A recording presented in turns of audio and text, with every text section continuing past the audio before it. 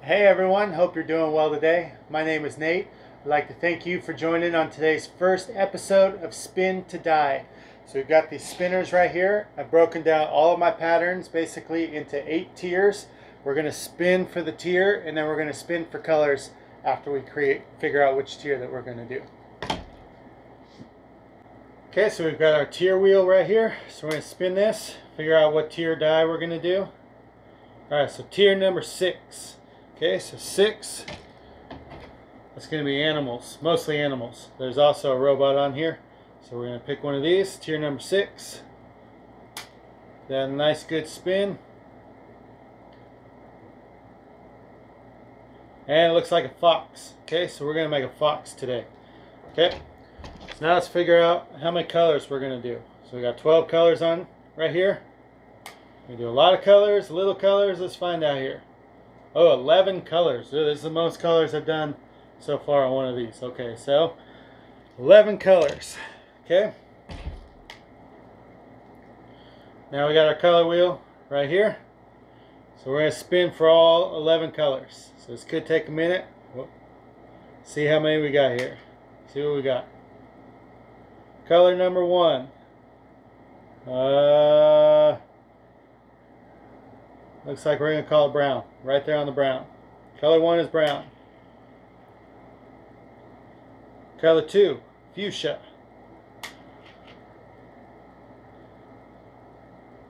Color 3 is gray.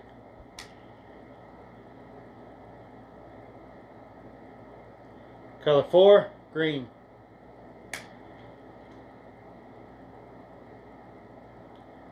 Color 5 is blue.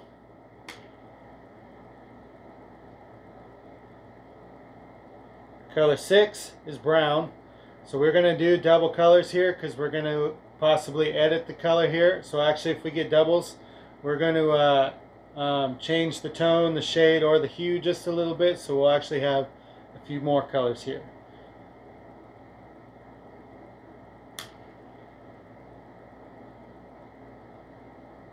Alright, so color number 8, black.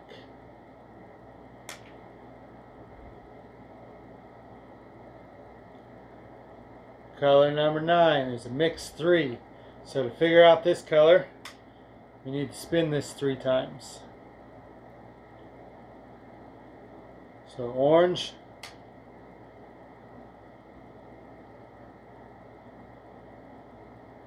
yellow,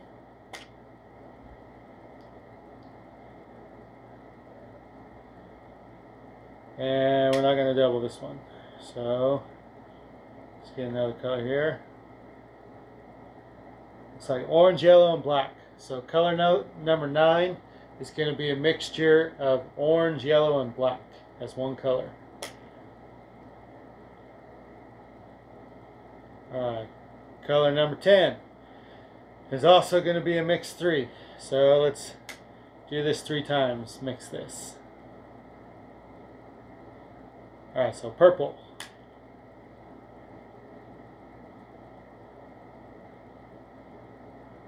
Green.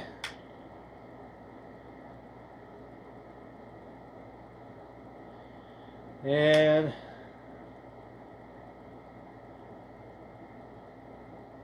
purple, green, and gray. So purple, green, and gray is going to be color number 10. And color number 11 is red. And so in case I accidentally forgot a number, I might have missed number 7. I'm not really quite sure. I'm going to spin it one more time just to be sure, just in case. This would be the number I missed in case I missed a number. Purple. Okay. So now that we've got our colors, now we're going to come over here and spin to see if we're adjusting colors or not. So color number 1. Color number 1 will be its original color. Color number 2.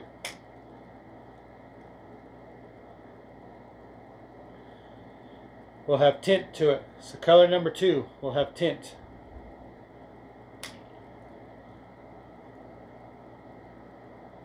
Color number 3 It's like regular shade. So color 3 will have shade to it.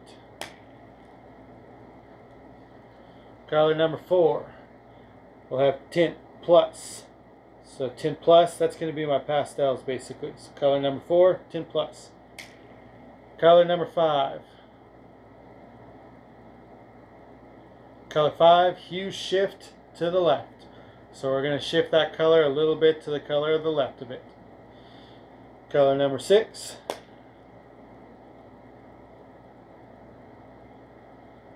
Color 6, tint plus. So color number 6 will be tint plus. Color 7 will be tint plus as well. Color 8. Yeah, tint plus as well. Looks like they're all landing on tint plus. Color 8. So we're going to have some pastels there. Color 9 will be shaded. Color 10 will be tinted. And color 11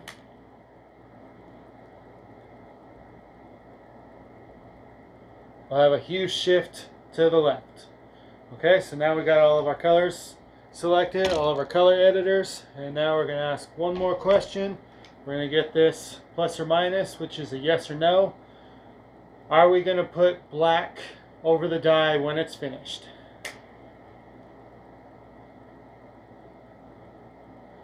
And no. So once it's dyed, it's going to stay as is. Okay, so you're going to want to turn the shirt inside out first. We're going to lay it face up. Get all these wrinkles out of here. The shirt is already prepped in soda ash solution already. So I do prep all my shirts first. It's been washed, soaked in soda ash for 15 minutes, and then it's spun out to wring out all the excess water, just so that it's slightly damp. It's only just barely damp right now. Okay, so now we got it all smooth. Let's see what we do with them. Some washable markers. I'm going to start with this light color right here, this orange. So we're going to find the middle point here. Take your two ends, bring them together. Stick your finger right down here. This is your middle point.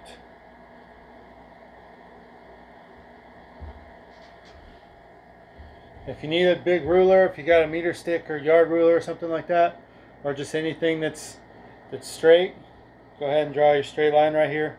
I've been doing this for a while, so I'm pretty decent at drawing the straight line. Okay, so we're going to be doing a fox. So a fox is a little difficult. The fox has the full body. It's going to have lots of isolations and stuff in it. So what we're going to do first is we're going to draw the head shape basically, and we're just going to make it super light colored for now, just to kind of get our shape. So let's see, we're going to put our nose, put a little nose in here, and we're going to put some big eyes. Do some big cartoon eyes here. Okay, but there is going to have to be a, let's see, so the color of a fox, we have to do some stuff right here. Okay.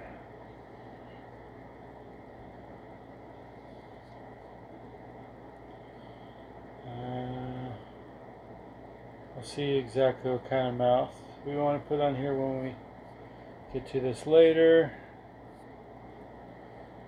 Okay.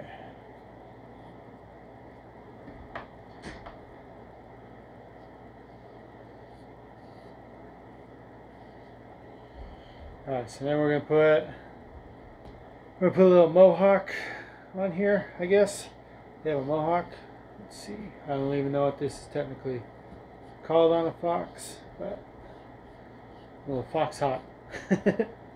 Little mohawk. Okay. So then I'm gonna do some ears here.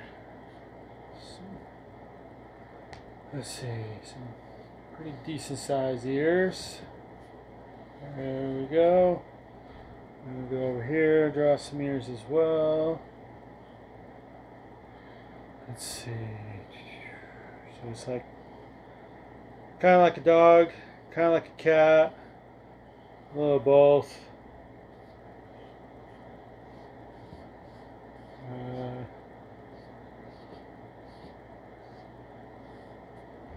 Yes, looking pretty foxy there.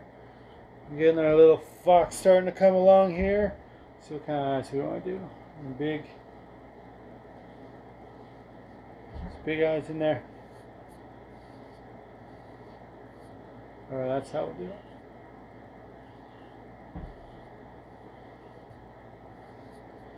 Give those eyes a little shape. We'll come back to that as we think about it. Okay, so they're gonna have this like chest piece of hair. I don't know what this thing's called. It's like a little vest almost. Okay. So we got that. And then this might actually be a little big. So it's shoulders. They're probably gonna come out about here at the same point too. So we're gonna make this thing bring its feet inwards. We're gonna give it an elegant stance over here. It's gonna be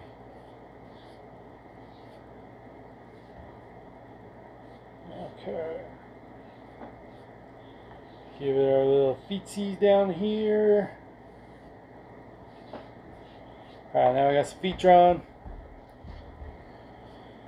I don't ever worry about the shape too much with the feet. It's very hard to keep feet shape. Okay, so now we're going to do, so this thing is going to be sitting. Alright, so, and actually if you think about how its legs are, it's going to come up right here. It's going to go up just a little, curve down. Okay, this side, leg's going to curve up a little, curve down. Curve out, down. Okay.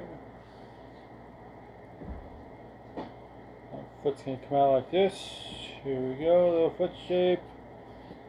I don't know if y'all can see that. Hopefully you guys can see these drawings. I'm going to go back over this whole thing with the darker marker. I always use light markers like this, just in case I mess up, because my drawings are definitely not perfect from the start. So I do these lighter colors. This marker is actually almost out, which kind of helps a little bit because you can't really see it that much. So that means when I mess up, I can come back over this and change a bunch of stuff. Okay. So then a tail. Let's see, how are we going to do big old fox tail? Big old floofy fox tail.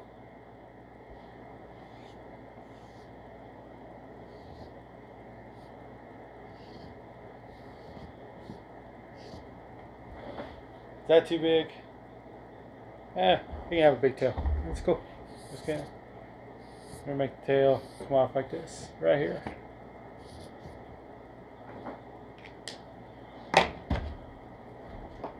Or should I do a little tail cut? We're going to do a little smaller tail, but we're going to use this to do that. Okay.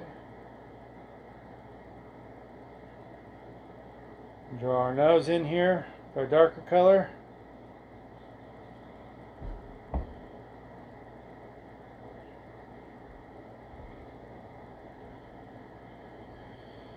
And there's a couple different ways I can do this. No. We're just going to do this. This is actually kind of hard to tie, just because of how small it is, but we're going to work with it. So this right here,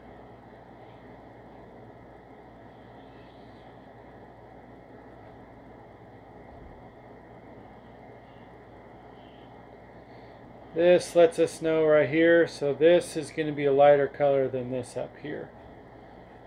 Okay, so now we've got their little hair that comes out, or their whiskers would come out, I guess. Alright, so that's going to come out here. Our ear.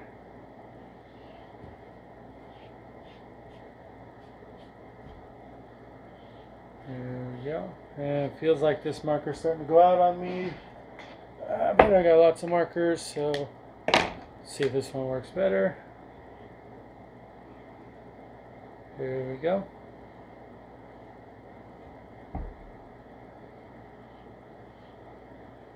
This is Mohawk.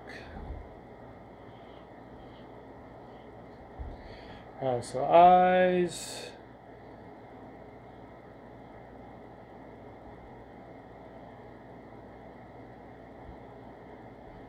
There we go.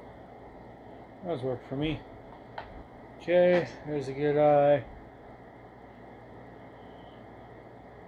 We're gonna have a, and it's gonna be kind of a cat-like fox. Okay. Yeah. So as you can see, I am drawing with both hands here. I am ambidextrous. I don't draw as well with my left hand. I did do a lot of sports left-handed, and so I do have the movements and stuff in this. I do flow arts and stuff, and I practice devil sticks, and I do a lot of that left-handed, although I do use both hands for it. I am definitely ambidextrous on my flow arts, so I can kind of draw with both hands here. Usually my left side does not look as good as the right, but alright, so this is a little wide for me here, so I'm going to bring everything in some. Okay, so here's this little chest piece. We're going to bring this all the way down here. I start it. There we go. And really, you don't have to draw both sides. We're going to be folding this in half. So if you want to just draw one side or the other, you can do that at this point. I'm going to do the whole thing just so that you can see it on camera. But typically, I usually only draw one of the sides, and a lot of time it's this, my right side. Okay.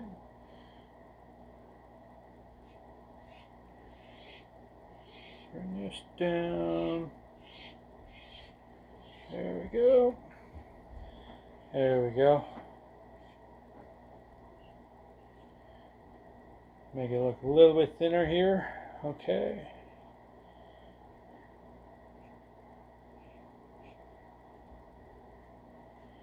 And so right here, make sure that there is a gap. You don't, I mean, I guess you can let those touch. By leaving a little bit of a gap, what it'll do is, once I go through and I start adding dye down here, I'm going to put black along this edge here. So by leaving this gap, it'll make it look like 2 feet, but if you put them together, the black has a hard time showing through, and it kind of doesn't really look like 2 feet. It just kind of gives it an awkward look. So I typically like to put a little bit of a gap there. And this is with like all animals. The cats are just like this too. If you do a dog stance is going to be kind of similar, a little different. But there's kind of the sitting stance here that they're doing. Yeah, and so I might even bring these legs down on this. So these legs are looking a little big to me. It's kind of reminding me of more of a cat, because a cat is going to have those longer legs in the back. So I'm going to bring, if he's sitting, I'm going to bring these legs down here.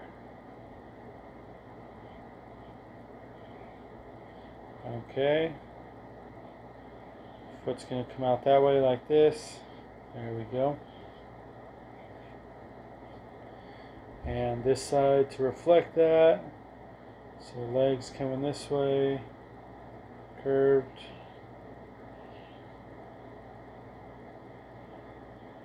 Yeah, detail, I have a much harder time with this left side, but I have noticed that if I draw it on the right side, I can kind of mirror it a little bit. It's not always the greatest, but and it doesn't have to be a perfect drawing over here. I'm going to end up tying this side over here. Okay, so now tail.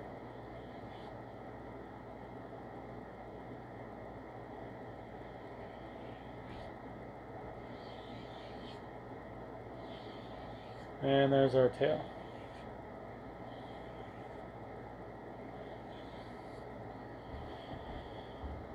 Okay, so our eyes.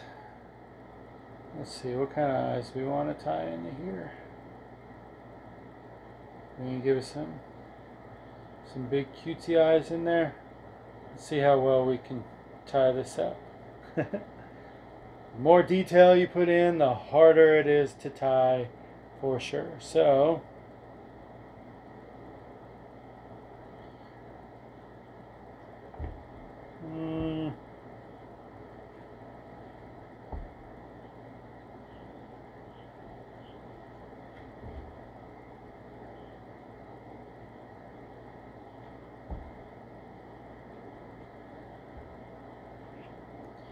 okay, there we go. I'm just going to color that in, color that in.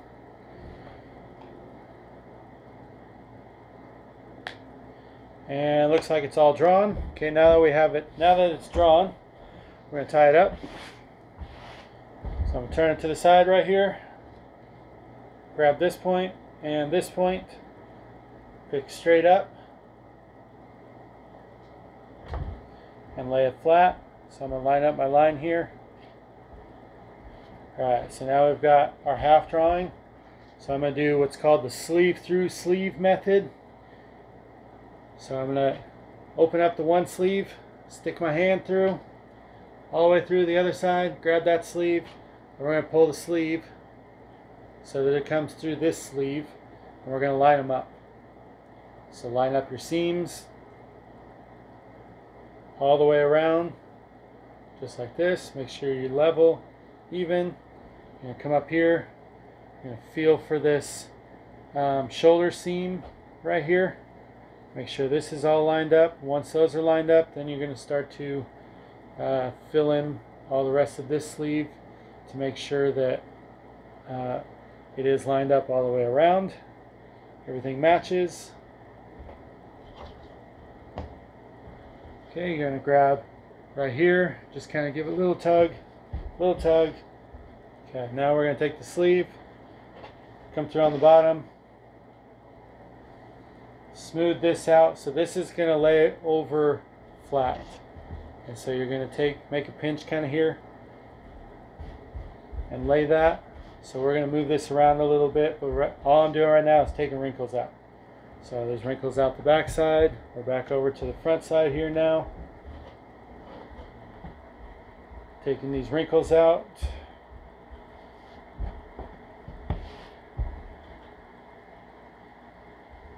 Okay, stick my hand in there, fix that spot. Alright, getting the wrinkles out is definitely important, especially when you're doing something detailed like this. If you do not get these wrinkles out, they will show in your final product. You will see it in the ties. Alright, so now that we got that done, there is our fox. So now we're going to I have some wax cord. I prefer sinew. I bought this, labeled as sinew. It is not sinew, but it does work similar to it. It's just not quite as thick, so I do have to wrap it a few more times. Normally with sinew, I would wrap maybe 2-3 times on some, usually about 3 times on some stuff. With this, I'm having to wrap about 5 or 6 times just to get the same thickness. But if you're wanting like real small thin lines, then this also works great for that too.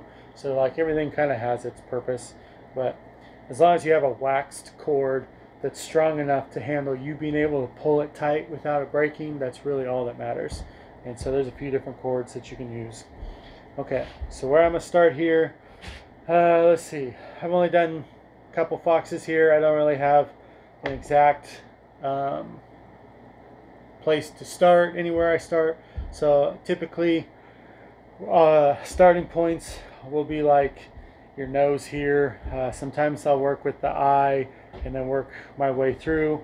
But with this, I think I'm going to do, let's see, I think I'm going to start with the nose, then we're going to do the mouth, and then we're going to work from there. And then we're going to work our way up to here, and then we're going to tie the whole thing down and then work to the body. So this will make more sense when we start going.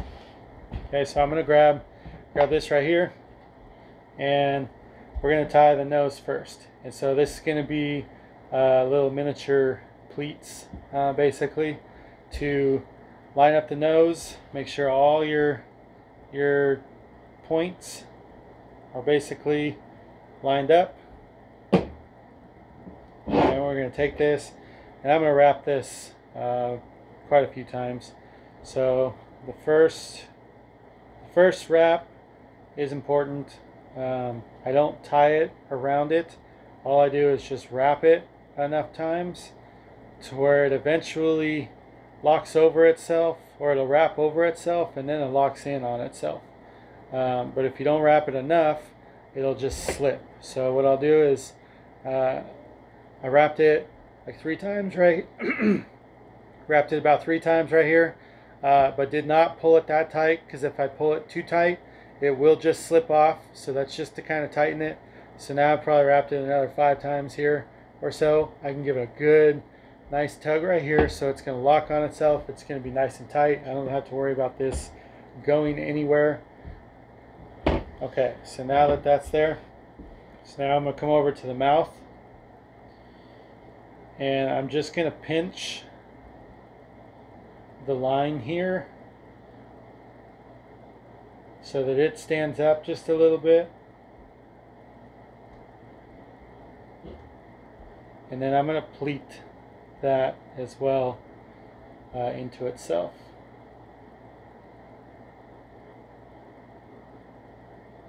Okay, so with this being really thin, trust me, it is not easy. Sometimes this probably gets skipped on most tie-dyers when they're doing something like this, because trying to tie something this small, I'm gonna have a hard time getting this to lock in on itself. So what I'm gonna do is I'm gonna pull it pretty tight. Let's see, did it slip? Yeah, it looked like it slipped off itself. Okay.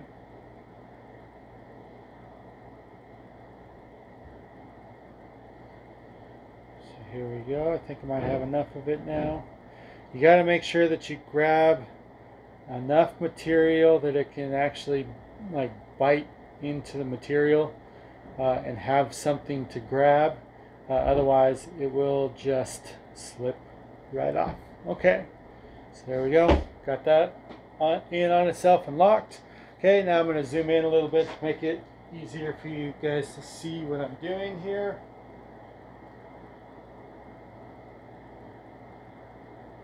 Right there.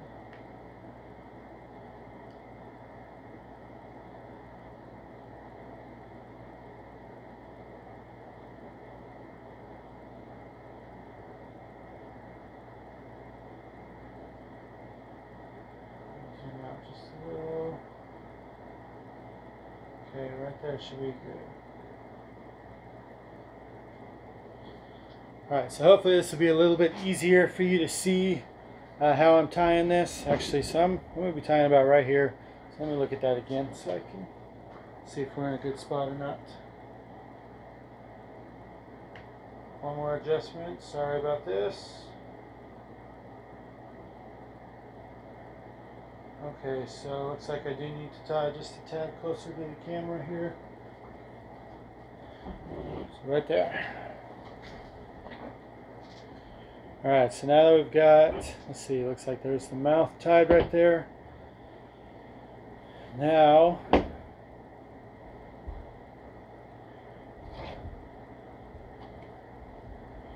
I'm going to get this, the bottom part of the face. Alright, so I've got it all folded right here. Here we go. Okay, we got all of our sides touching on both sides. And I'm going to do an isolation here. Alright, let's see. These sides are not quite lined up there. Okay, so this line here, try to line up with each other. And we're going to gather it all into itself. So it's just like this. See how it looks on this side right there. Okay. And we're going to wrap this around here. Just going to pull it slightly snug on itself, just a little. Don't want it to pull too tight and to move this over to here. So got this wrapped quite a few times here now. I'm going to give this a good, pretty decent tight pull. There we go. Just felt it slip and tighten on itself. Okay, so there's the bottom part of the face. Now we're going to work right here on the eye. So we're going to make sure those are separated. So here's the eye piece here. Let's see. I think what I'm going to do, make sure to get it all out. So I'm going to start right here with the pupil that I've got. So we're going to just gather this all into a little isolated tip right here. We're going to pull the cord. Make sure it's not tight from here to here if you're doing this, because I am going to be tying over this 2 times. So I want a little bit of slack there, so it has room for the tightening of the next 2 ties. Okay, so here we go. Pull that tight. Alright, so that's the pupil. Now we're going to go with the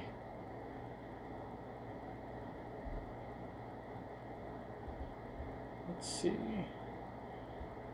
I'm going to do the whole outer part of the eye here.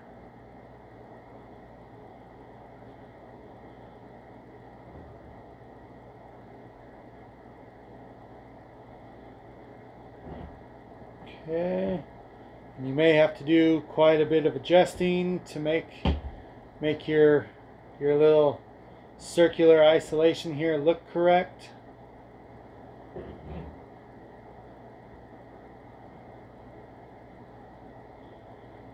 Okay, here we go. Okay, there's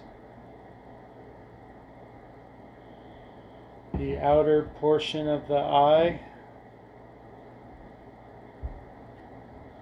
Okay, I'm going to wrap this a few times real quick. Give it another, right there's probably good.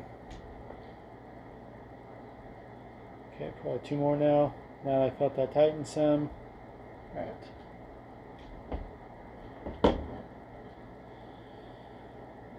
And I'm going to do 1 more in this. Right here. Just because the way that I had the eye drawn. This is just another little bit of detail put into it. I don't know if it really needs to be done or not, but I am committing and I am doing it, so it is done. There we go. That eye is tied. Okay, now I've got, let's see, nose, mouth, eye. Now let's go up to the ear up here. Nose, mouth, eye, and ear. Okay. We're going to tie off, this is the inner part of the ear. So we're going to tie off this little inner ear area here. We don't want to have any inner ear problems, so we're going to make sure to tie this off correctly. Okay, so see how my line here, these are with each other, so this is going to all be gathered together just like that. So we're going to take the cord, just going to run it over to here. I'm going to tie this. And yep, I just like to make one big, long, continuous tie for the whole thing. One tie, that's it. Everybody knows the rule. One tie. Everyone knows the rules. If you know the reference. Yep. Okay, so here we go. Tie that around.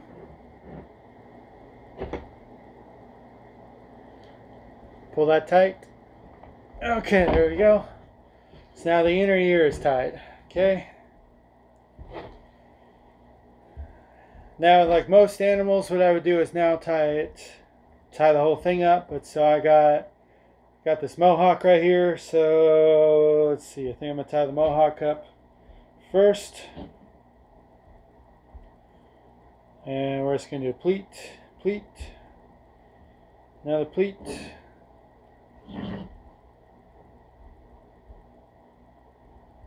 Okay, there's that right there.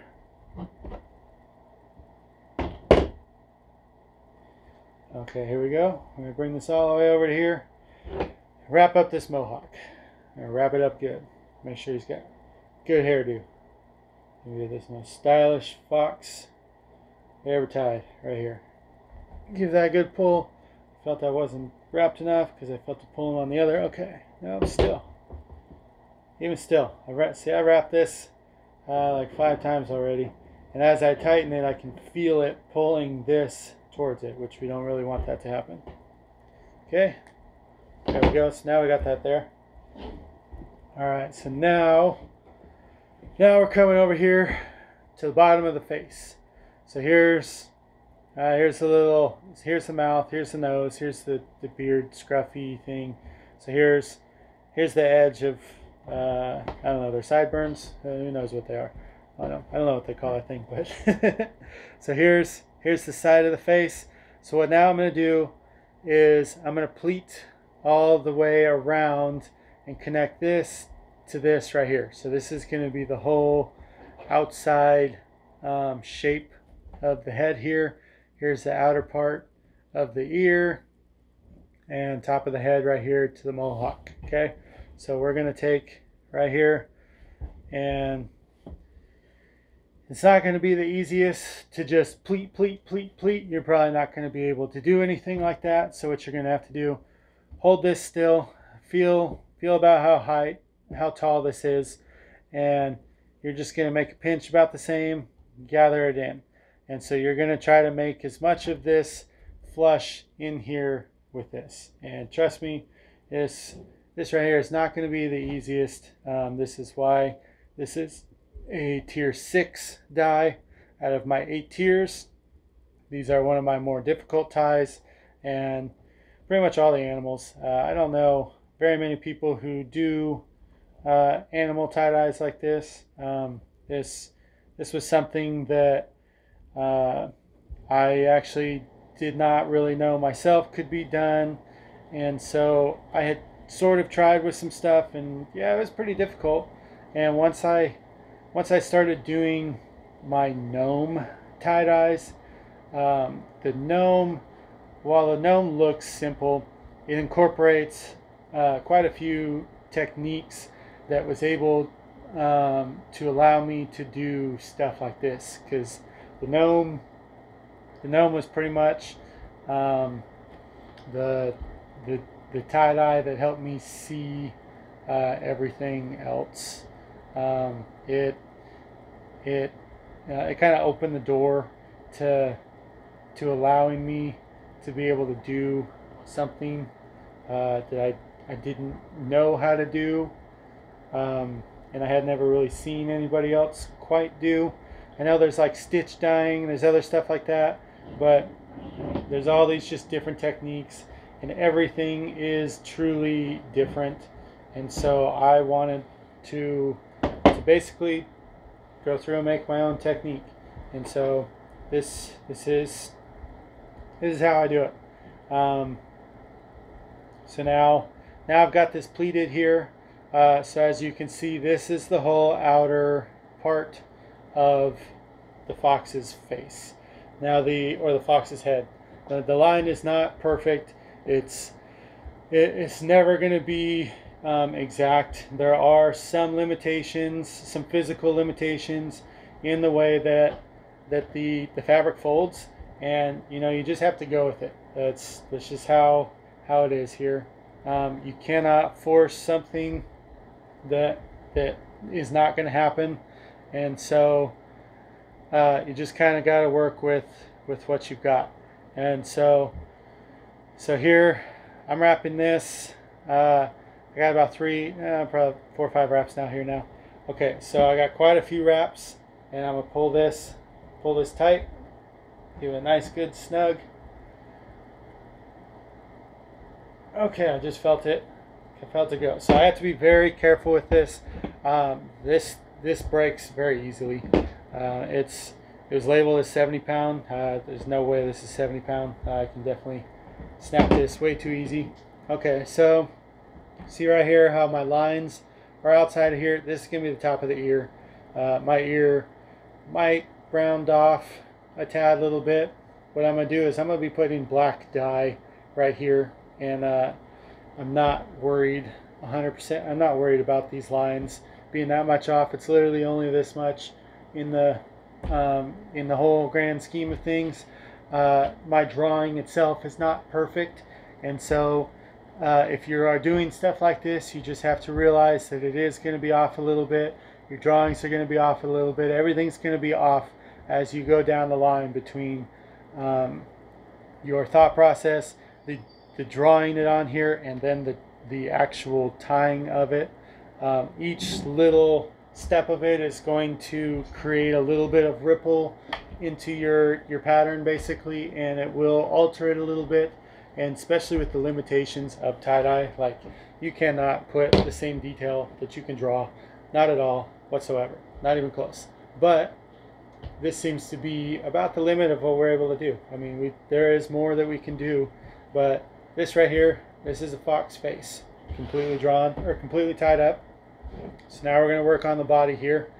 The body's going to be a little bit simpler. It's pretty much just one pleat and then some isolations on it. And so right here we're going to do this little chest piece. Start here down at the bottom and work your way up. So I always try to work my way up so that everything is kind of right here in this one spot. It does get a little cluttered in there, but once you kind of start to figure out what's what, it does get a little easier. So alright, so right here our tie comes to here, so it will not be perfect right here. There will be a little bit of offness. That's totally okay, totally perfect, totally natural. That's just how it is. So we're going to wrap here. Oops, I got a little bit loose there. Okay, so we're going to wrap around this a few times. Okay, try to hold this still. Right. So I got 2 wraps here. Probably do 2 more.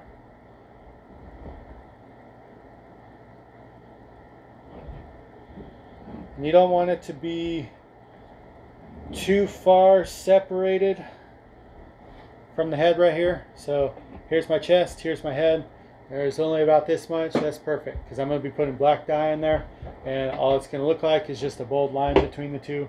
If you do put too big of a gap, it's just going to look like your fox's head is just kind of floating above the body. Ah, dang it! See, and I just broke it. So, which you don't want that to happen, the little float effect. But since I busted this, I'll just have to start over on a new spot. But it was mostly tight. I think we're good. And Okay, so now we're going to go to the next spot. Actually, what I'm going to do here is go right back to this exact spot that I was wrapping, and I'm going to wrap this around here a few times, and this is just going to be where I start. And the reason I'm doing this is so that when I do go to untie this, I'll know exactly where the spot was that it broke at. And so what I'll do is I'll go back to this cord right here, and I'll try to unwrap it from the other way. It's not as easy since it is wrapped over the top, but that's really the only way. I do not try to stick any tool in there to try to grab it or wrap it or unwrap it or anything like that, because this thing is so tight that as soon as you try to get something in there, you're probably going to put a hole in the shirt. So I don't even do that at all. Just try to unwrap from the other side. And there are some times where you will have to get in there and work it out, and I cannot stand when that happens. So the goal is to just do everything you can to not put yourself in that kind of situation, because you may end up having a hole in your shirt if you do. Okay, so now we got our little chest piece tied here. Now we're going to go to, let's see, so here's the shoulder and the first foot. And so what we're going to do is we're going to stick one hand underneath here and bring the shirt up. So what I'm there, because we have the chest piece already pleated, we can't really do a normal pleat session.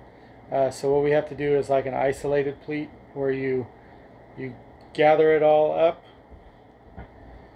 and you're going to make this line try to match up over here as much as possible. So I know it might sound a little confusing and it might be a little tough, but once you've done this a couple times, then it'll start to make sense. I've done this on quite a few different animals, and some of them have looked good, some of them have not looked that great. It's just kind of something that you'll have to figure out how to do, because if you've ever done like geodes or anything like that, it's similar to a geode, except for it is controlled. You are controlling that line right there, and you're gathering this all together to isolate it. And so let's see, it looks like I've got this isolated pretty decent. So see how my line goes across all the way through here, and then it's going to go all the way around, and then it's going to wrap all the way back around. So it's like a full circle that is going to isolate the shoulders and the hands, front paws. Okay, so I'm going to wrap this around just slightly snug, just enough so that it actually grabs the shirt and doesn't shift at all, so it like kind of stays in its spot. Okay, that way I can wrap this. This one is going to have to be wrapped quite a few times. I've noticed that, so what I'll do, I need to probably tighten this after the third wrap so that it doesn't bust on me like that last one just did. Okay, so I'm going to wrap it 3 times, come back around, and then we're going to wrap it a few times more. So that way this is really locked in on itself, and what it'll do is it'll give it a nice little white line to give us some definition, so that we can see the difference between that chest piece that we just tied and the feet that we're about to tie after this. Okay, so I'm trying to give it a nice, like, good tension, but not enough to break this cord. I do not want that to break again. Can't stand when that happens. Okay, so we've got that tied. You see how it's off just slightly a little bit. That's totally fine. No worries at all whatsoever. We're totally cool with that. Okay, now we're going to come over here to our feet. So here's the back leg here. We're going to do the exact same thing with this as we did with this. So you're going to come up here to the knee, I guess is about where this is right here. This will be the knee, down here into the foot. Alright, so we're going to gather our foot together. Foot's going to gather this way. Leg's going to gather like this. This is something you're going to have to feel to do. It is not an easy step in here. If you mess this up a little bit, what it'll do is just mess up the shape of the leg. Sometimes this part right here, I've noticed that if I don't catch it correctly, it'll actually separate the foot and the leg from themselves, and there'll just kind of be a little floating foot and knee out there, and I don't want that to happen. So we're going to make sure that we gather all of that in this tie. Okay? Alright, so we've gone around once. It looks like I've got it. It's got its bite. It's not going to slip. It's not tight yet, but it is on there. So you can kind of see there's my lines. So it doesn't perfectly line up right here, but I'm going to be putting black dye right there on the outside of this, and so that will be just fine. I do kind of like to tie slightly inside of some of my draw lines. That way when I go put the black dye on there, I put the black dye on where the draw lines themselves are, so that it does look as similar as my drawing is. And I do add black to every single one of my animal dyes or all my image dyes. It doesn't matter. So even with this spin to dye segment, say I only get one color and that color is not black, I will be using black on this because I use it as my outline. Even if I don't have to use that much, just a little bit as an outline, so that it makes everything within the whole image stand out, just like it would if you were to draw on anything or do a coloring book or anything like that. If you think about it, all of those have black lines around everything, and so I do that on every single one of my dies like this. Alright, so now we're here at the tail. Okay, so the tail, you don't want two tails, so you can't just tie this up like the other. So what you have to do first is make sure all of this is completely tied, because if you do this part without making sure all of this is tied, you may mess something up. You may have a leg missing or something once you go to it. So you want to make sure that every single one of your parts here are done. So I'm going to go over this whole thing with you first. So we're just going to start right here at the top, because I can tell you exactly what every single one of these are. So mohawk, ear, so we're going to come over here. Alright, so here's the eye. So there's the pupil, there's the white part of the eye, here's that little outer edge part of the eye, and then we come down here, nose, mouth, this is the whole bottom scruff, and then this right here is the whole head of the fox itself. And then we lift this up. This part right here is our little scruff section that's in the middle. That little chest piece, I guess you'd call it. You just call it a little scruffy chest piece. Okay. Then we got our front paws and legs, or arms and legs right here, or arms and front paws right here. Our legs are right here. Now we're going to the tail. All right. So tail. One hand on the bottom, one hand on the top. Separate these two layers. Make sure you separate it completely. Do not let any of this bottom layer get up into this tail. You don't want a double tail unless you're doing some like some Pokemon or something. Like, I mean, you could be doing Eevee. This thing could definitely be turned into an Eevee. If you want like a multiple-tailed Eevee, you could totally do something like that. So, and all you would do is just not do this part, and you would have a tail on both sides. So, but we are going to separate. So that is now separated. So I have this shirt right here. This part of the shirt is only this half, only this layer. So the other half is not in this at all.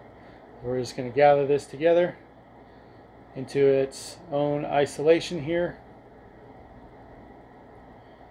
So we're going to start right down here at the bottom, make sure these lines all line up. You want it to be close, doesn't have to be 100% perfect. This is a tail.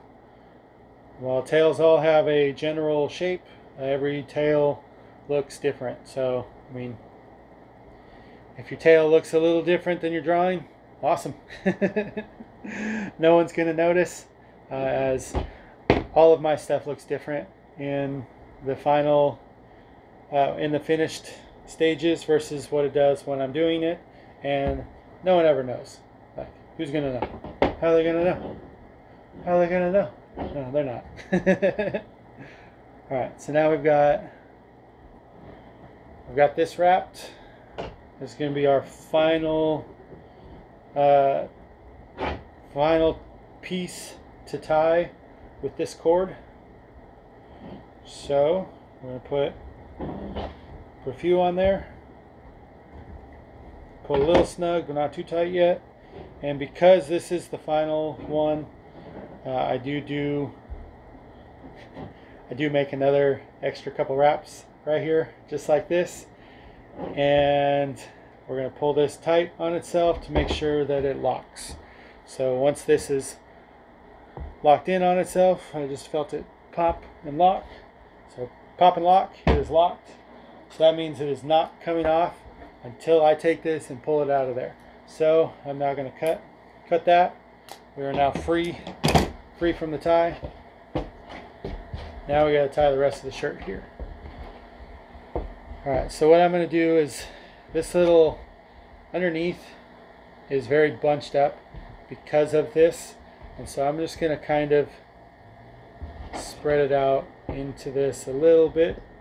That way, when we go to dye this, by slightly doing this, what it'll do is it'll spread the pattern out so that one side isn't just like all black or all white or all whatever. Right here, sometimes it'll just be all splotched, or like sometimes there may even be no dye on half of it, because the way this is, it bunched it all together, and then when it got all tied up, it tied and isolated itself in a way that the dye just wouldn't reach it at all, and we don't want that to happen. So we're just kind of spreading some of this out, making sure that it touches this layer. Now we're gonna take the sleeve and we're gonna flatten it into itself.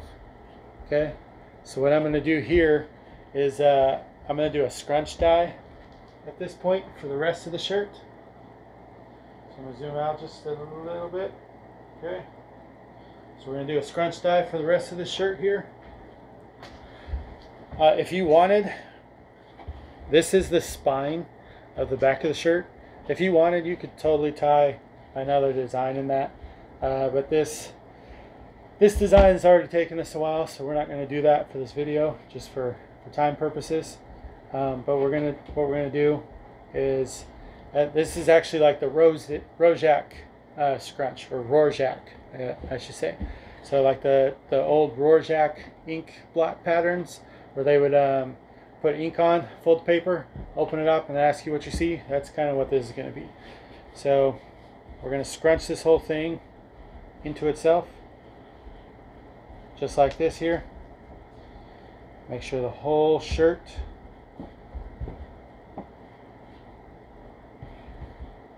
scrunched up good.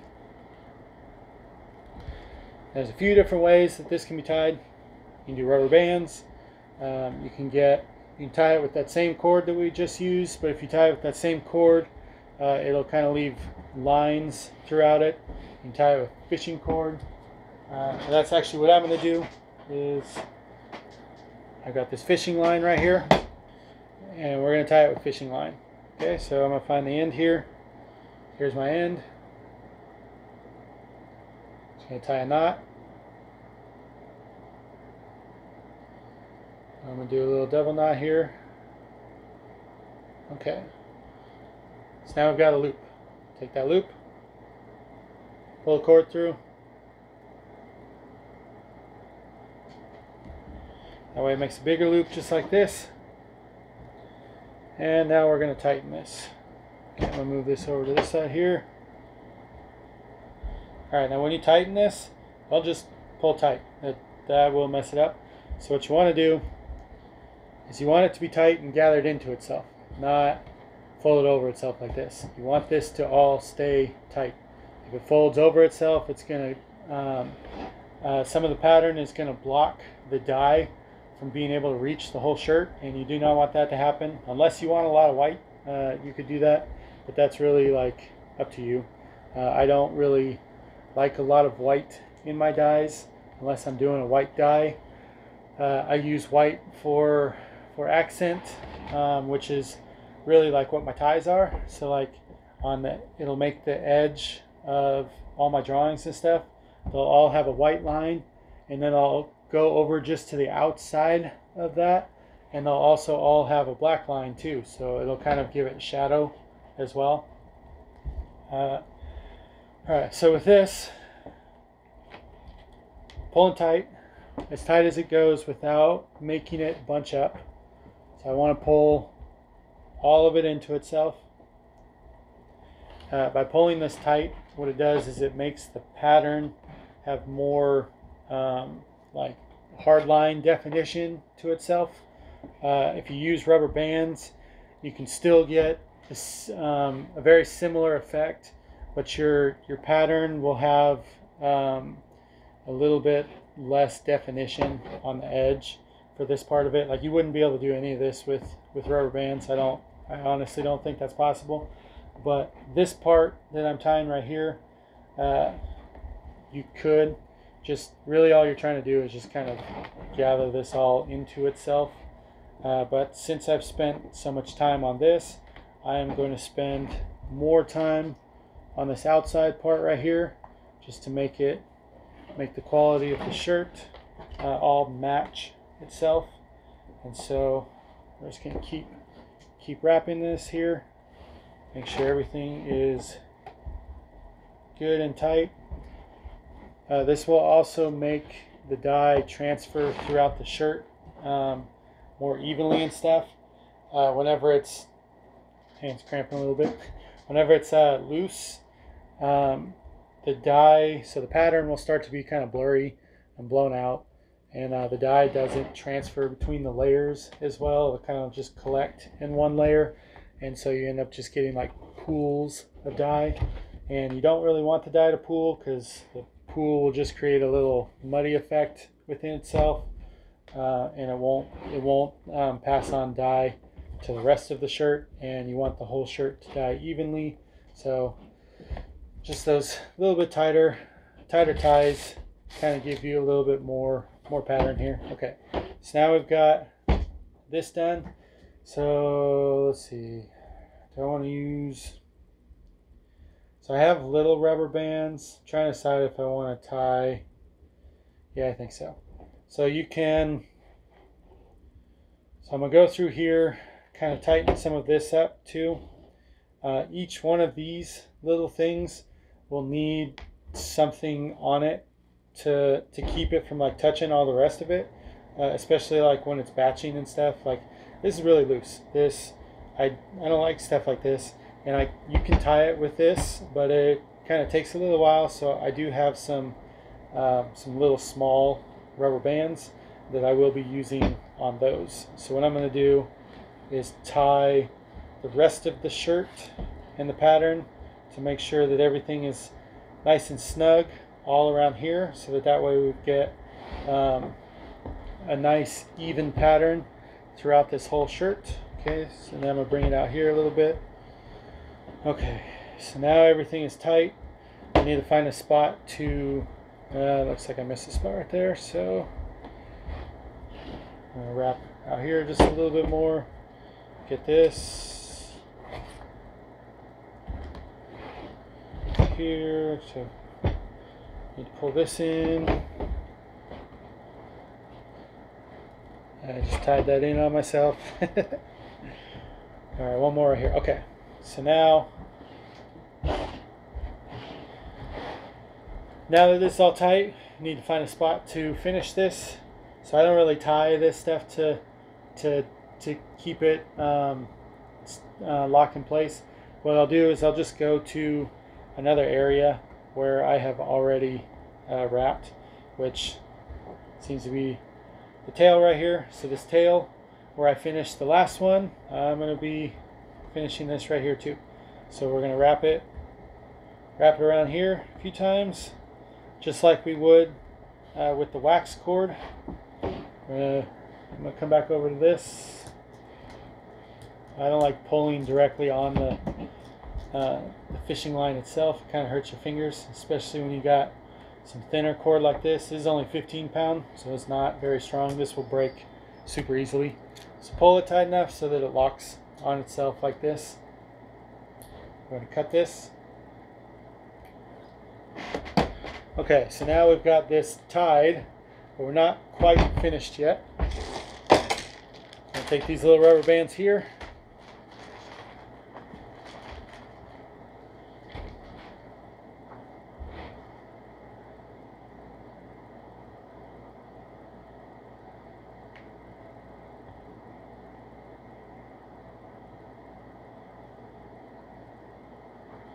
Alright, now we're going to bind all these little sections. Alright, so this one right here is our tail. Take one of these little rubber bands, put it over it, and we're just going to work our way to the top. So see how that's all held together? Now that's not going to touch anything. So when we dye this, it's going to be easier to dye. It's not going to touch anything else. Transfer dye over to all the other little spots here. Okay, so now I'm going to come over here to the back legs.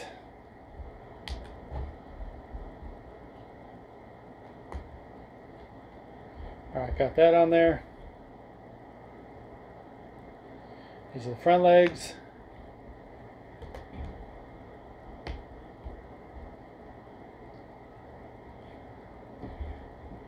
Yeah, this will definitely help you get an overall cleaner product.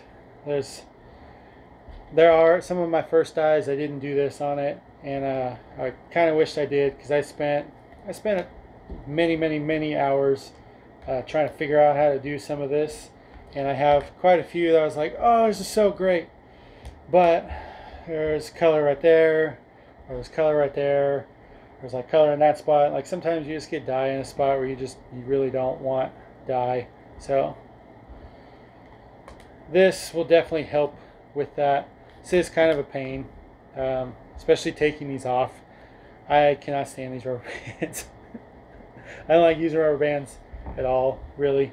I'm not getting calluses on my fingers from them. They're just basically rubbing to where they hurt, and they're all raw on the edges, on the insides of my fingers. So really, I just try not to use rubber bands. I mean, they work, but they're not going to give you crazy detail. You can't do any of the really crazy patterns with them. They're really meant for just banding things together, really, and holding them together so that everything is all collected together in one single spot. Alright, so let's see. Do I need to... So right here, the face looks like we're going to take a regular size rubber band here, and I'm going to wrap around this a few times just to try to keep it from touching the eye. So it looks like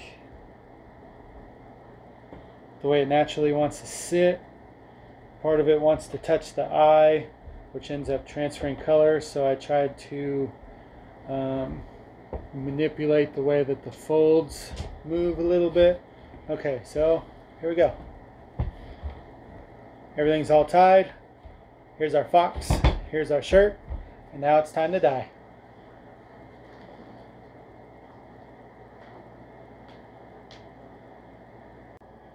Okay, so we got 11 colors that we're going to be doing for this. I had to go back and rewatched all the spins so I could kind of write everything down because that was definitely way too much to keep track of. So we got our 11 colors right here, 11 bottles, and then here are all of our colors that we're going to work with. So I'm going to go ahead and start mixing all of these colors now.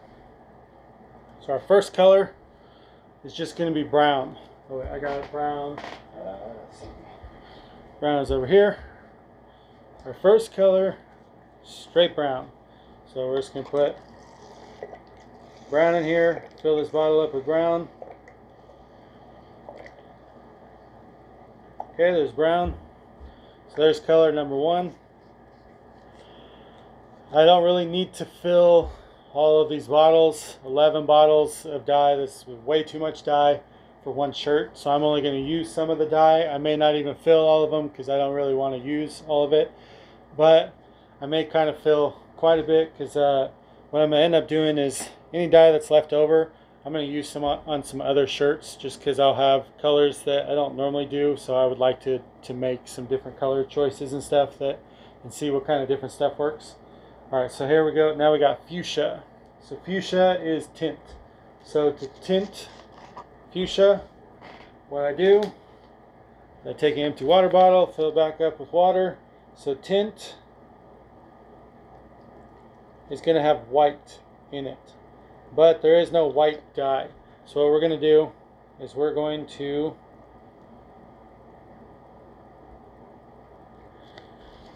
actually going to fill it most of the way with water, not quite all the way. So I have a tint plus. So my tint plus is going to be almost all water and just a little bit of dye. Okay, so tint fuchsia. So a little bit of fuchsia dye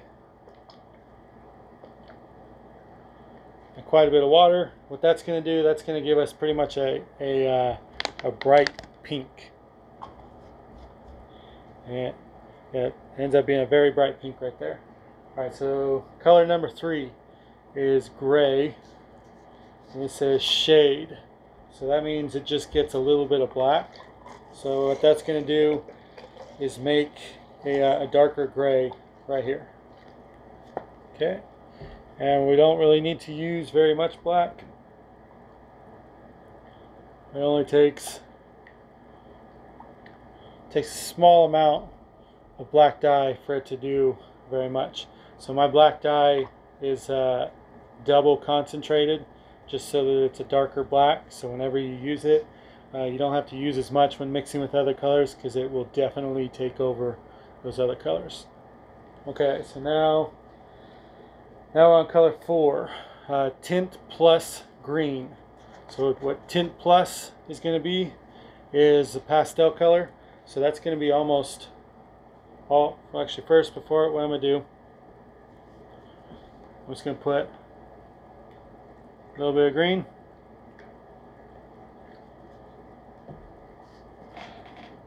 Just a little bit of green in there. Okay. And now we're going to fill the rest of this with water. Okay, what this is going to do, this is going to give us a pastel color. Or kind of, this will be sort of an ultra pastel, in between pastel and ultra pastel. I've been messing around with different dilutions and stuff just to see kind of what the colors get. And you can go pretty far. If you're working with one color, I might even dilute more than that for my lightest color. Okay, so now we're going to go blue. Blue is the next color. Let's see, what is that, number 5 right here? It's going to be a blue with a hue shift to the left. Okay, so what that's going to be, we're going to take our blue dye here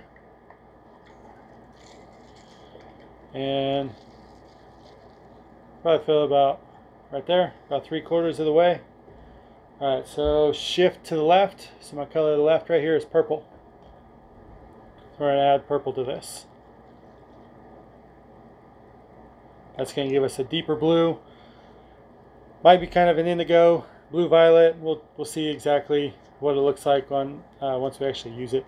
So give that a little shake. Mix those colors up in there. Okay, next color, tint plus brown. So we're gonna take our brown, just put a little bit in there, and let's see, need to get some more water.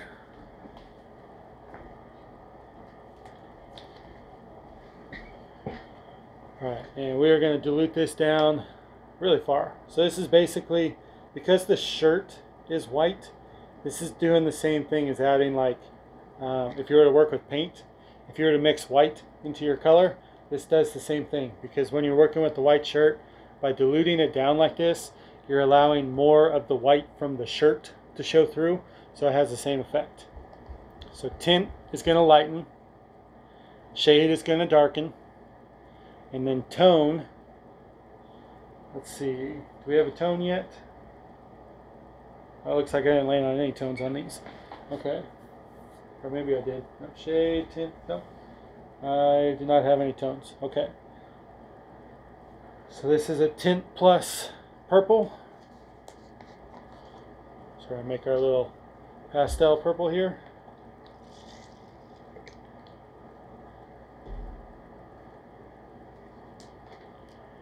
Add a bunch of water. Looks like this might have had a darker color in it at some point, so we'll see how much that actually affects it. Okay, let's give that a little wipe. Okay, here we go. There's our tint plus purple. Let's see, the next color was black, so I don't change black. Even if it lands on something else, I want my black to stay black. By making sure this stays deep and dark, what that ends up doing is it makes your other colors stand out more by it being darker and deeper. Whenever the black is faded, it makes the shirt look faded, so I don't really like to use any kind of a lesser black. I want my black to be as dark as possible. So we're just going to leave black as is. So our next color, let's see, the next color is a mix 3. So this is going to be orange, yellow, and black. So we're going to take yellow here, and we're going to do more yellow. Okay, so there's a little more than halfway yellow. We're going to add some orange, and then some black. That's black. Okay, I have no idea what that color is going to look like. That is not a color choice or a color mixture that I've ever done or would ever really decide to do, so we're going to see just how that looks. Okay. Partially why I did this whole color segment thing. My whole goal was to give myself to work with something that I had never worked with before, basically. So new ideas, stuff that's basically out of my control. I mean, while I still do have control, I did not want to be the deciding factor in a lot of the stuff I was doing. While I did have the color choice, and I made all the wheels and all the patterns and all that, that was all my choice. And then I'm just letting the spinners decide everything else for me. Okay, so now our next color is another mix 3. It's going to be purple, green, and gray. So we're going to take purple right here. So this is probably going to make some kind of brownish color, but we'll see how it really looks, because these two colors are probably going to split from each other. So I have a feeling it's going to be like a some kind of brown that has a green halo around it. Okay, so then we got there, and now we're adding some gray. What this gray is going to do is it's going to kind of make it more of an earthy color too. So here's the gray. Got that gray in there.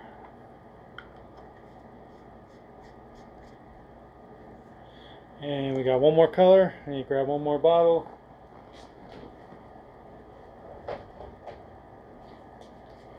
Our next color is red. with a huge shift to the left. So we're going to put quite a bit of red dye in here. I'll go right there. That's probably good. And then my color to the left, some orange. So I'm going to fill this up with orange. And honestly, the red's probably going to take over most of it. And it'll probably be mostly red, but it'll have a little bit of an orange tint to it. Might have a little bit of a halo around it, kind of an orange yellowish halo will come out around it. Okay, so now there are our 11 colors, and now it's time to dye. Okay, so before we actually dye this, we'll move this over to the side, and we're going to test all our colors out so we can see what they look like. There's our brown. There's the fuchsia. Let's see, this is gray, dark gray, green, purple, no, that's a blue, sorry. Here's our light brown. And since we're doing a fox, I wanted another even lighter color, so I went ahead and just made, I know this looks about the same, but this is going to be, once it's fully washed, it's going to be a much lighter color. I may even have to go lighter than that now after seeing it. Alright, so here's a purple.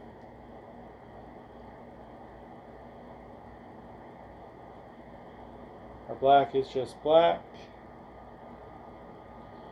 Here's that dark yellow orange that basically looks that looks brown to me. That looks like a cool brown. Okay, so I'm gonna mix that with the other browns, and then I don't know why I said it right there. Okay, so then the purple. Oh, this is our little custom color right here.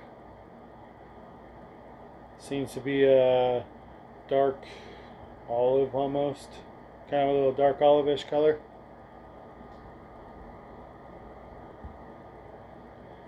Then we got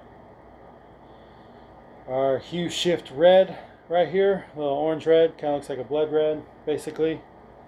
Alright, so now we can physically see all of our colors. I'm going to do a little rearranging.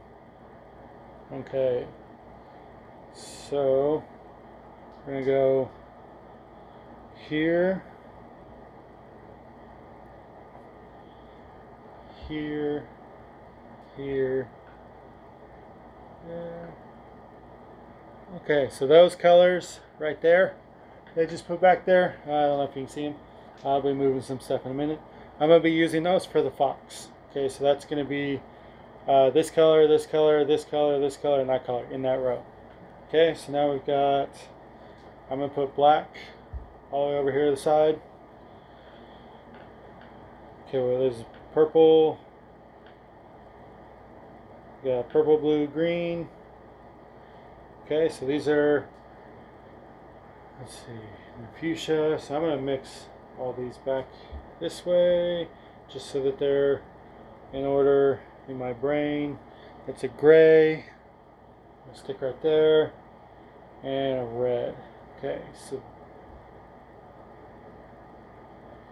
these two are pastels. Actually, I guess technically the red would go here, but so those are lighter. These are darker. These are hue shifted.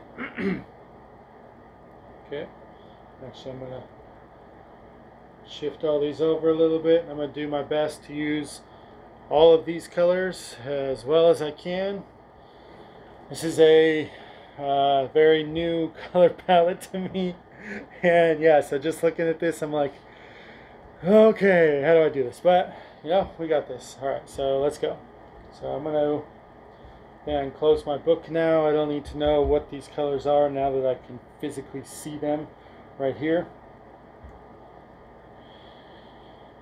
Alright, so now we're going to start, and usually what I'll do is I will start with black. So I'm going to go through and I'm going to put my outlines in. I'm going to put my black for my eye, for my nose, my mouth, and stuff like that, just to get those done. And then I'm going to go back through and I'm going to start adding color afterwards. So let's see. This is going to be the eyeball right here. And honestly, these are not best bottles for precision like this. I do like a finer tip, but for this purpose, I do have some fine tip bottles, but I'm going to be using these for this. These are just easier to mix with, easier to use. Not necessarily easier for for this, but it's whatever. This is what I'm doing, so we're gonna work with it. All right, so this right here is the nose. So the nose probably didn't need to be black. I guess I could have made the nose a different color, but I've already gone with it. So we're gonna do this. This is the mouth. I try not to think too much about what I'm doing. I just while I do think about it, you saw how I broke all these colors up and stuff. I have a general idea of how I'm going to do this, but as I'm going, I just kind of start adding dye, and I just do what feels right. Sometimes you might add dye in the wrong spot, and it's, you learn, you live and learn. So kind of see how it goes with that. All right, so the eye, I kind of don't really want to get too much black in here. What I'm going to do is I'm going to use this gray. I'm going to use a little bit of gray just to throw in here, just a little bit. That might have been a little too much, but here we go. Yeah, these bottles are hard to let out, just a little drop or two like that. All right, so that's going to give us a little bit of eye definition. Okay, now we're going to go black to the black. Okay, I'm going to move some stuff out of the way. Okay. I'm just going to do the outline of the eye. So be careful with your dye control here. You're only letting out, a drop or two at a time, really, especially if you got a bottle like this. If you got a bottle like that, good luck. I would suggest some finer tip bottles. So I have bottles like this, and this is what I typically use. None of them are filled right now. These are the bottles I grabbed, so this is what I'm going to do. And you can see me have trouble. If I do have trouble, it's, I just like to practice with different things. Each thing has its own purpose, but sometimes you can get better at working with one thing if you use it for something that's not necessarily intended for, and just kind of see how that goes. It's how tie-dye works. It's just going with the flow. That's how I learned to do this. I didn't necessarily try to make sure I did this like the fox. I don't really know how to do the fox pattern all too much. I had done the fox pattern. I was like, all right, I like it, I can do this, so I just decided to go ahead and throw this in the mix.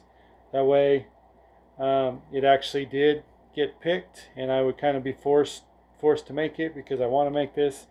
I want to challenge myself. I want to limit my colors, use my colors in ways I would never done before. So that's really what we're doing here with this. Okay, so this right here, this is the ears, or the inside of the ears. All right, so we got the outline on the ears right here. This right here, little mohawk. So we're going to put some around the mohawk, just like this. Okay, just a little bit, because you do not want to overdo this. Otherwise, your whole thing is just going to be black. So be very careful doing this stuff. Just a little drop like that.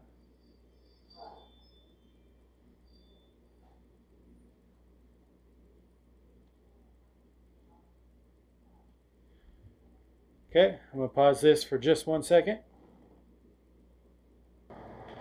Alright, sorry about that. Had some family come by. I had to go say hi.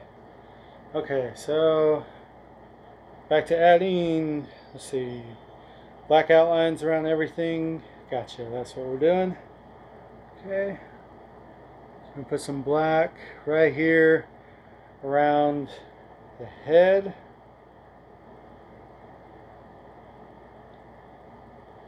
Turn it over here to the back side.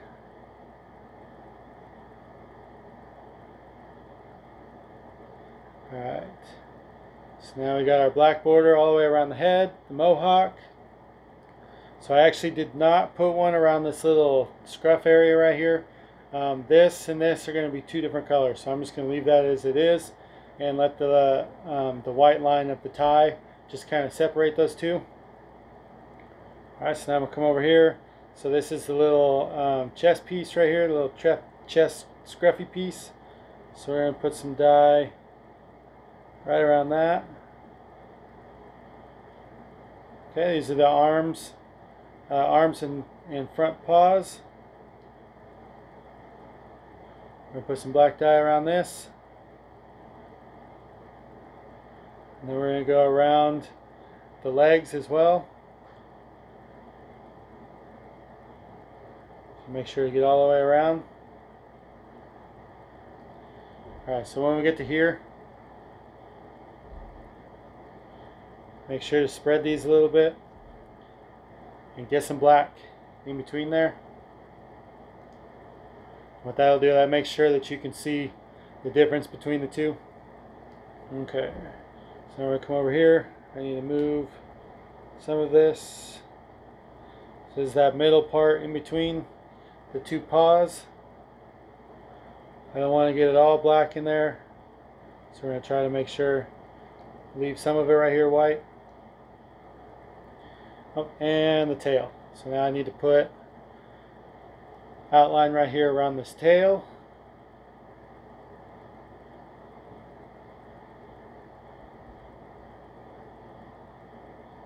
Okay, so now we've got a black outline around each little segment.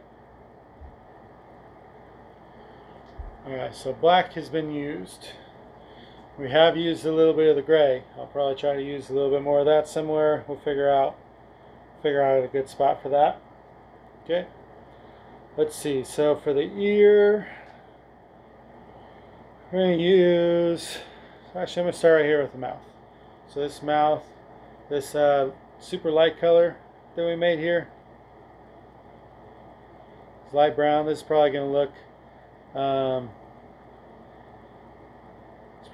kind of, well, hopefully it's a little lighter than that. We might have kind of a dark looking fox here, if this is how this color is going to look, but this is how we're doing it. This is the colors the wheel told us to use, so these these are the colors we're going to use.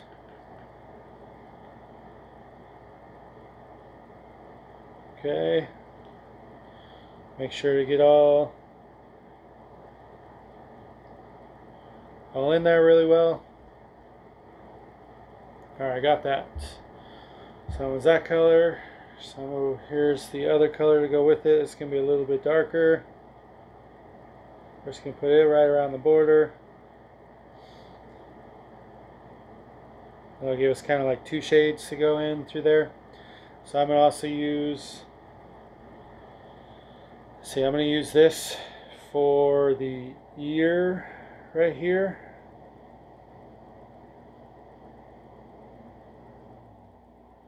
There we go.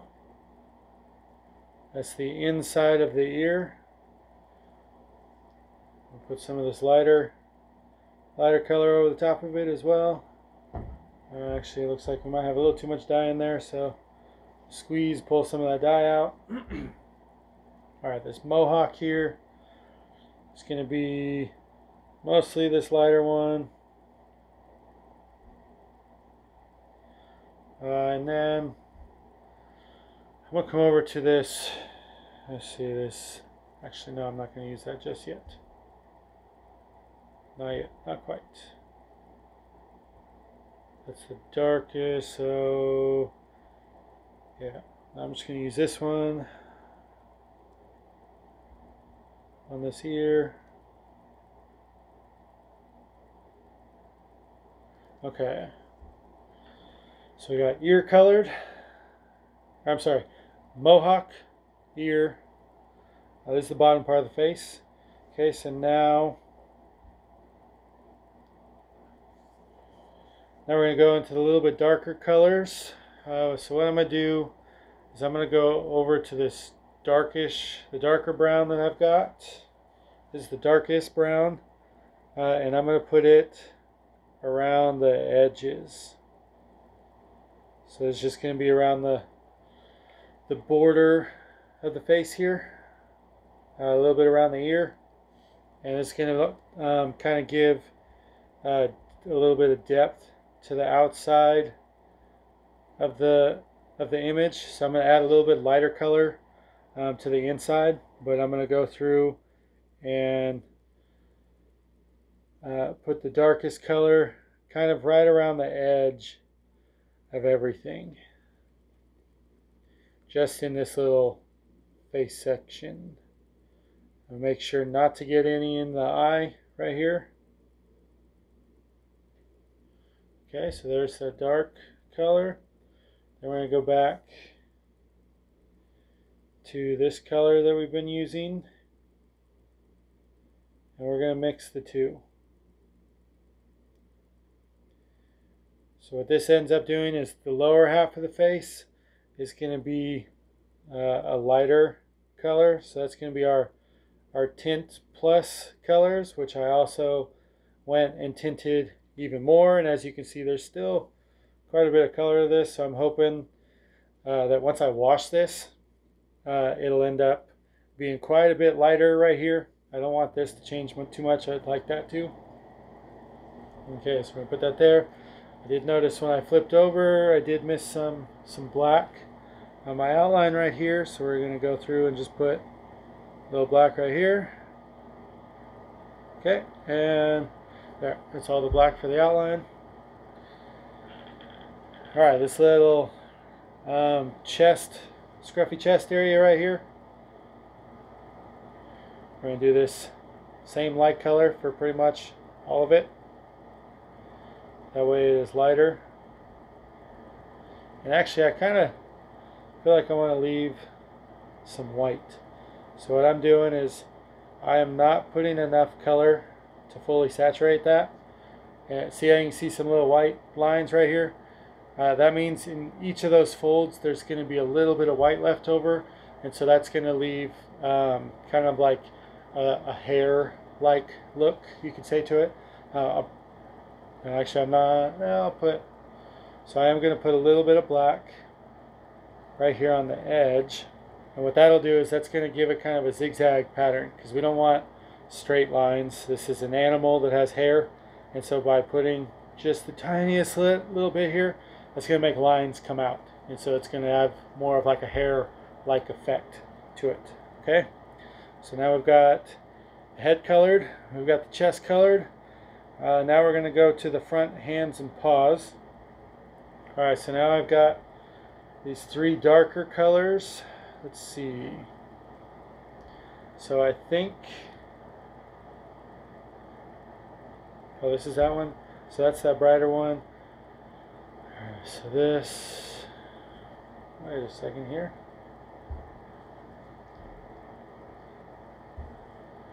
So I think this is actually darker than this. This is probably almost a gray color. So we're going to do just small amounts of this.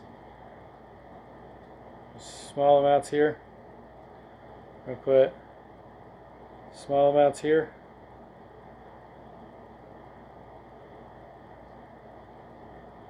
Down here on the bottom.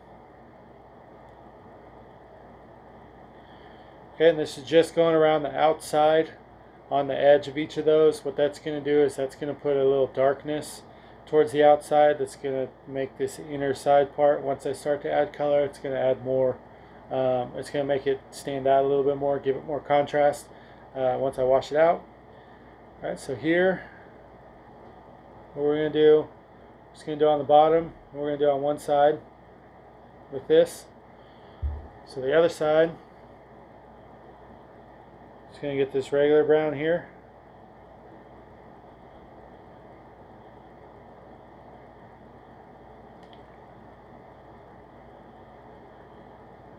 Okay.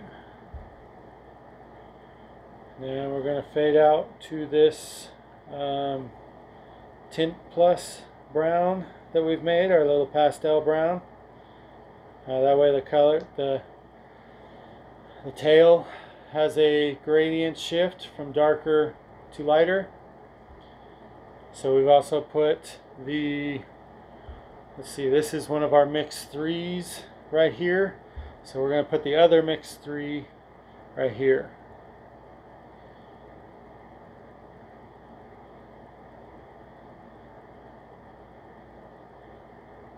Now by putting these on the opposite side of these browns, when we open this tail, it's going to have some alternating colors that go through it. Alright, so there was that. Here's the brown. So I'm going to do some of this here on the top of each of these.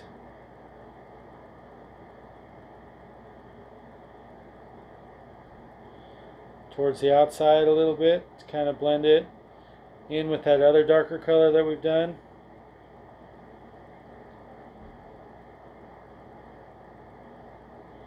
Do a little more actually.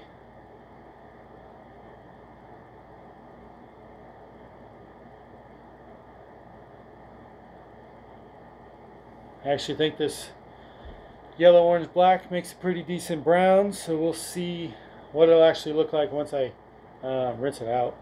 Because some of these colors, you'll see it look a certain color on here, and you're like, oh, I love that color, and you go wash it and go, where was that color?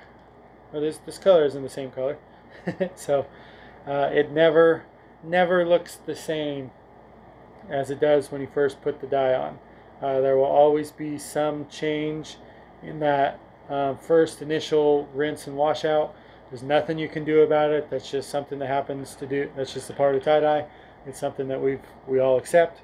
And so once you realize what it kind of looks like, you can sort of gauge and sort of guess what it's going to look like. But I don't know 100%. I can get kind of close.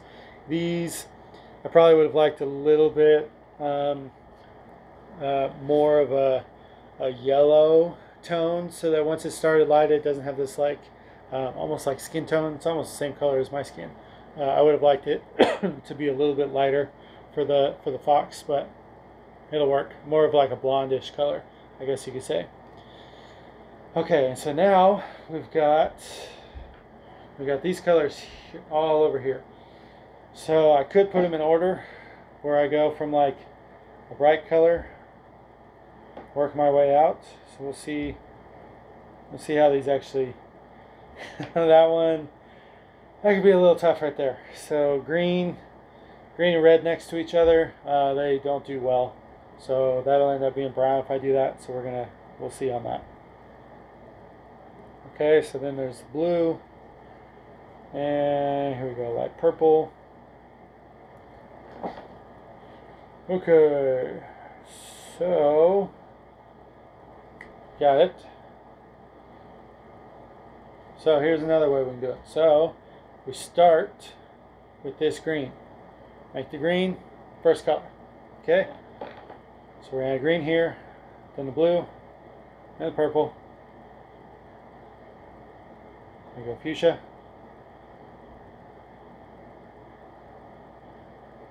And some red. So how we want to do it? Maybe. Because red will be right in the center, far from the edge if we do that. So I could do red first and work my way, but then it'll be red and pink shirt mainly around the fox. Yeah, we'll do that. Okay. So what we're going to do here, we're going to start right here. We're going to take our red, first color. And we're going to put this around the fox. So I do need to be careful of this right here. Okay, so before I do that, since this red is going to end up touching that chest piece, don't want that to happen. So we're going to take a little bit of plastic right here, and hopefully that's enough. We'll see. So what I'm going to do, I'm going to wrap this little chest piece right here, like so. Then we're going to take a rubber band and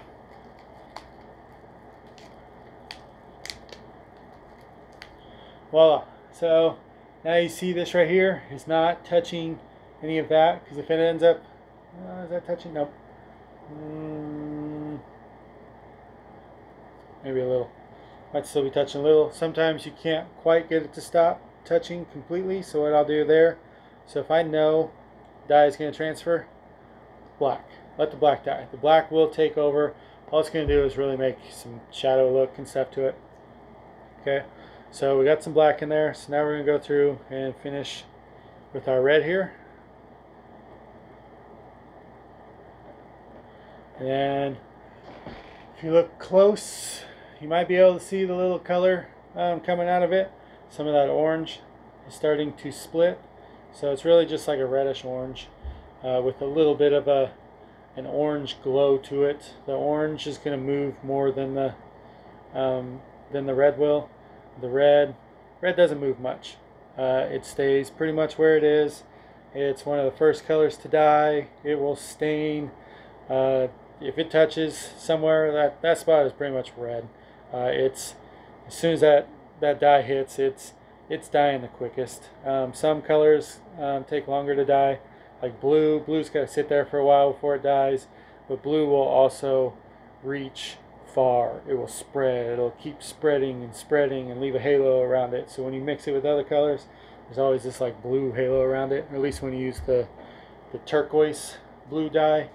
When I say blue, I'm actually using the dye from Grateful Dyes, turquoise number 51. Now that is my blue that I prefer. It's a kind of a bright blue. It's labeled as turquoise. Honestly, I don't really consider it a turquoise because it does not have any green hue to it at all. It is completely greenless, and turquoise, pure turquoise, doesn't have any green. But what we know of as turquoise has a tiny little bit of green. Some has a little bit more, so when it goes into those like teal colors and stuff, that's from the green. So we're all used to seeing turquoise with the little green, so I call my turquoise dye blue. So it's blue. All right. So now we got our red. We're gonna come over here with our bright fuchsia. So this is gonna make this is really gonna make that thing stand out. So our fox is gonna be really bright. And the front of our shirt is going to be one color, and the back of the shirt is going to be another color. Okay, so what I'm going to do here is, since black is one of my colors, I can use it however I please. And I'm not going to put black over the dye like I normally will, but after I put dye on this side, it's all getting black, whole thing. So I do that with a lot of my dyes. Most of my dyes, when I just do something to my preference, what I'll do is after I dye this side over here, then I flip it over, I dye that side all black, I flip it back over, and I put black over the top. So I do a lot of different things here. Okay, let's see. Okay, so now we've got our pink right here. So now we're going to go to the purple. Pink, purple, yep. All right.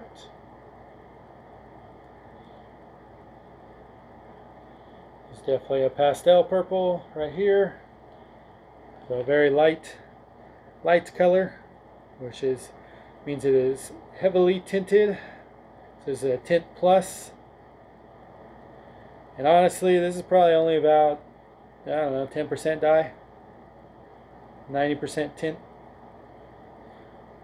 So it'll leave a much lighter color, but it'll still have quite a bit of color. This right here is going to add some contrast. This is a dark color, so it's full turquoise, full blue, with some full purple mix in there as well.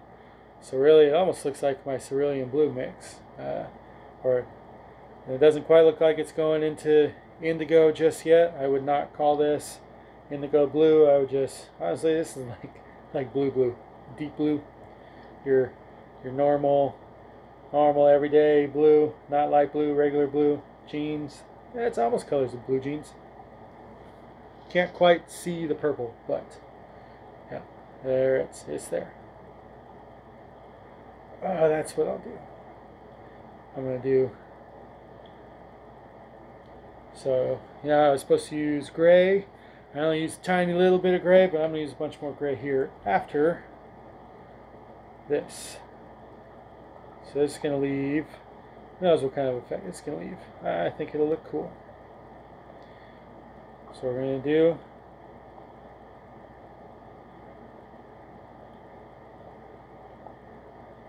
a bunch of this green.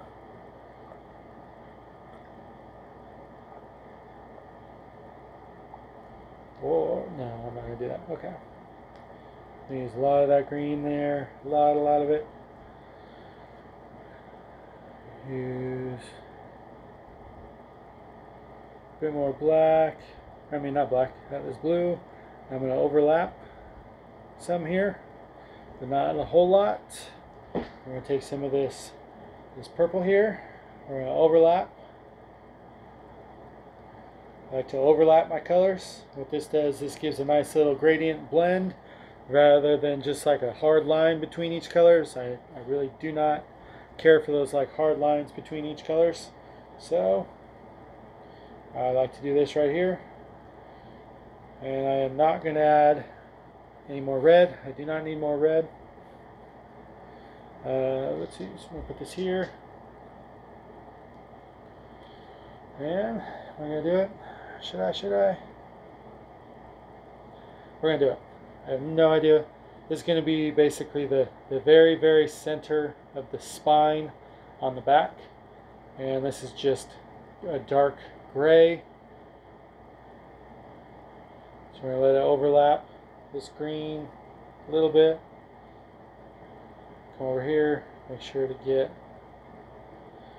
doesn't seem to want to be dying right here.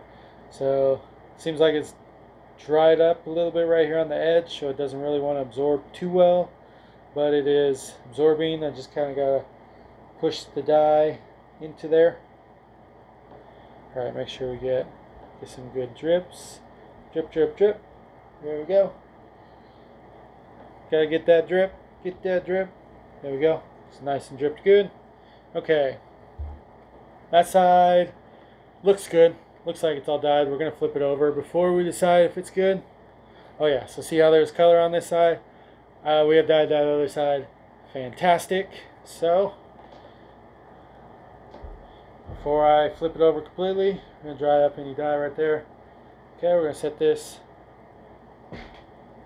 down right there. Black dye goes over the whole thing. So we're going to go kind of slow. I'm going to bring it all the way up. So there's a little bit of a red border still around, but this black is going to go most of the way to it. We'll make sure we get all the way around and just kind of drip. Do not do a whole lot of dye at once. If you put too much, it will spread. It'll go where you don't want it to go, unless you want it to go there. That's really up to you, I guess. I want enough dye, but not too much dye. Just kind of right amount, the exact right amount. So here we go. Okay. So now we just drip this in here. Drip. Make sure to get every little spot. Anything you don't get will be white. So if you want some white, you can leave that.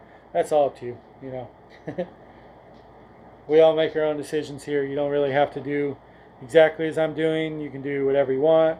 I'm sure you're probably not using these colors anyway, because I definitely made this very confusing with the amount of color choices I had and the customization of all the colors and stuff. That was quite a bit for this. That was more than I was expecting, and I'm glad I got to do that, because I would have never dyed one like this at all. There's no way. There was a lot to this. So that whole side dyed black. We got gray, green, blue, purple, fuchsia, and there's red all around here. And then we've got all of our different browns. We got grays and we got blacks in here. So all 11 colors have been used in this, and we will now let this sit till tomorrow and wash it out, and I will have results when it is finished.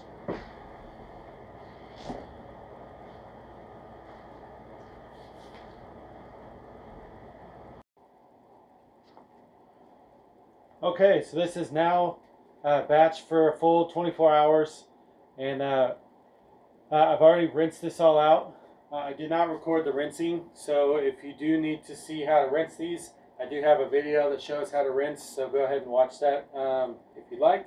So I'm going to go ahead and start taking off the rubber bands here. So if you're making one of these as well along with me, remember, everything you put on, you got to take off. So some of these ties, these could take a little bit, just a little bit of time. Just work at it, pull all of them off. Don't rush yourself. You know, some of them can get a little tough. So if you got to use, well, I wouldn't necessarily suggest using your teeth like that, but if you need some pliers, like some needle nose pliers around, keep some of those. I'm not sure, it doesn't feel like they're in my pocket.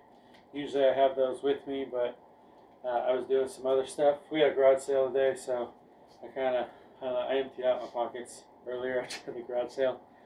And yeah, so it's been a nice long day. I'm actually excited to see how this looks. Okay, so there's all the rubber bands. Got all the rubber bands off, so now we're going to the fishing line first, and we're going to unwrap the shirt. So you can, if you want, you can cut this fishing line off. If you don't want to unravel it all like this, I usually unravel everything.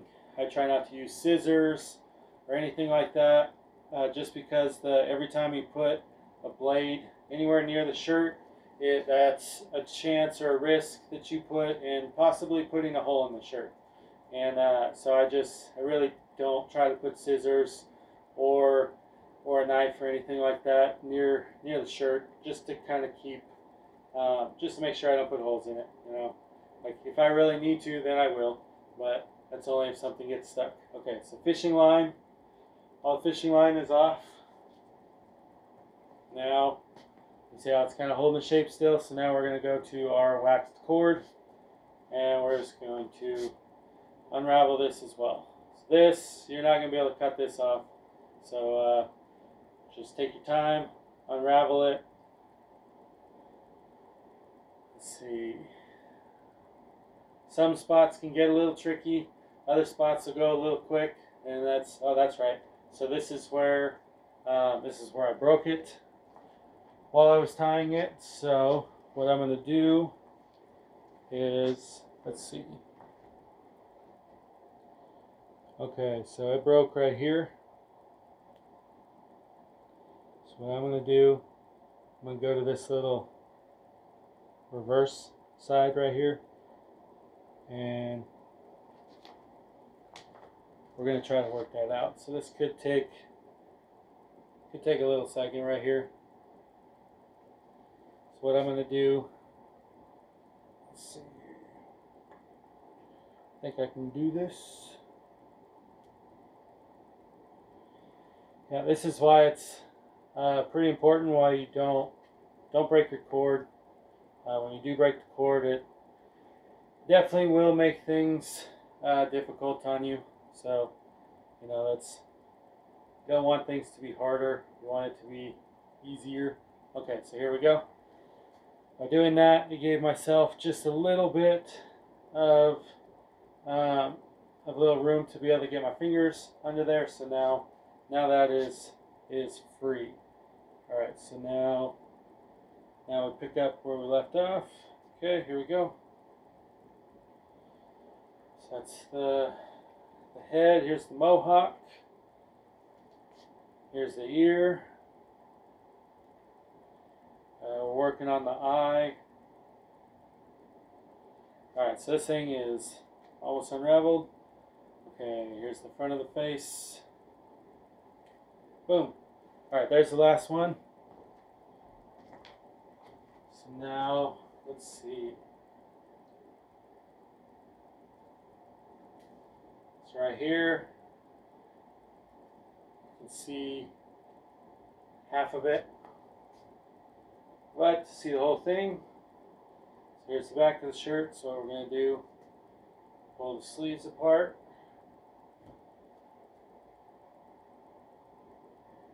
And there's our fox. The back of the shirt. So I'm going to go stick this into the wash, and then I'm going to post its actual results once it's finished. So it will look a little bit different than this. Some of the colors are going to change a little bit, so some will be a little bit lighter. So we're going to see what this looks, and I will post a picture as soon as it's finished.